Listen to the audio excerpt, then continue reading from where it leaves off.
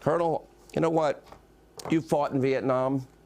You were in Afghanistan. You were in Iraq. You are proud of the fact that you have spent your life with heroes. You are one of them. In my lifetime, I can't think of a time that it's been this dangerous, and I'm including the Cold War here, and my dad spent 4 years in the Pacific. The threat of, I think, real world chaos and a possible world war is more, I think that's more possible than at any point in my lifetime. Am I wrong?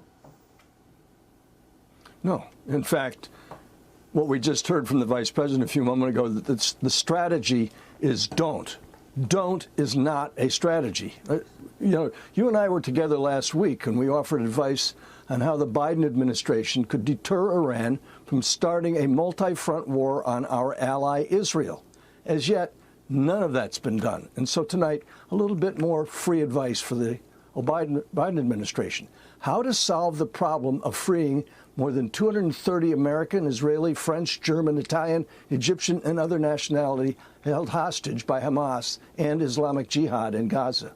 Mr. Biden ought to go on national TV and announce he has conferred with Israeli Prime Minister Netanyahu and ordered the immediate deployment of the 1,000-bed hospital ship USNS Comfort from Norfolk, Virginia, to station it 13 miles off the coast of Gaza, adjacent to the Rafah crossing, which is the only place people can get in and out of Gaza, as long as President Al-Sisi allows them to. Right now, it's still closed. Look, it's just north of the border crossing in the Sinai, Egypt. Esbet al-Sagal is a place where you could station that vessel off that shore. The USNS Comfort will be available to treat Palestinian women and children in need of medical care.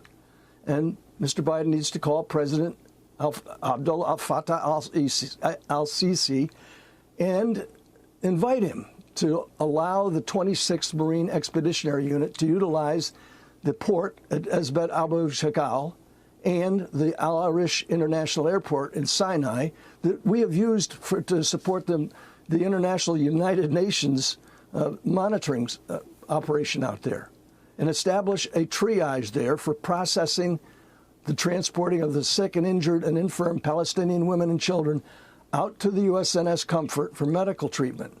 Our Navy and Marines have the helos, the MV-22s, and the experience of ship-to-shore vessels and movement necessary for this task. He should also direct Secretary of State Blinken to notify representatives of the government of Qatar to inform Hamas that with whom that they are in direct contact. We expect that for every 5 Palestinian women and children treated aboard the hospital ship, at least one hostage will be released each time.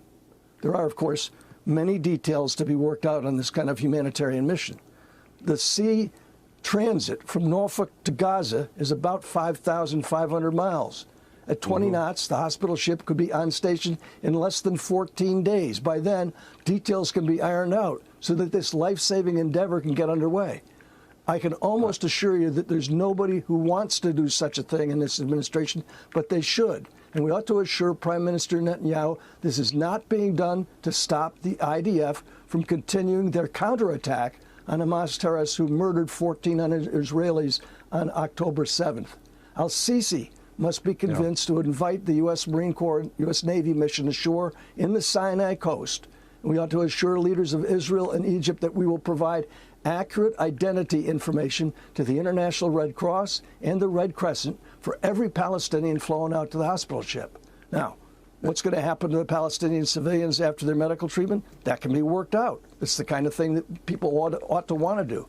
The positive information management of this humanitarian effort should help prove to those instigating those pro-Hamas protests you just had on the screen on college campuses around the world that America, Israel, and Egypt can act to protect innocent human life in the midst of war. Go ahead. I want to save them, but I'll add one thing, Colonel. Your idea is a great idea. They want lights back on. They want cell service. They want any sort of humanitarian assistance at all, which I'm skeptical of. They got to release every hostage. That's it.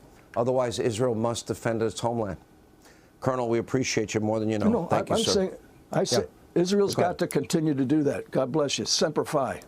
Semper Fi, my friend. Hey, Sean Hannity here. Hey, click here to subscribe to Fox News YouTube page and catch our hottest interviews.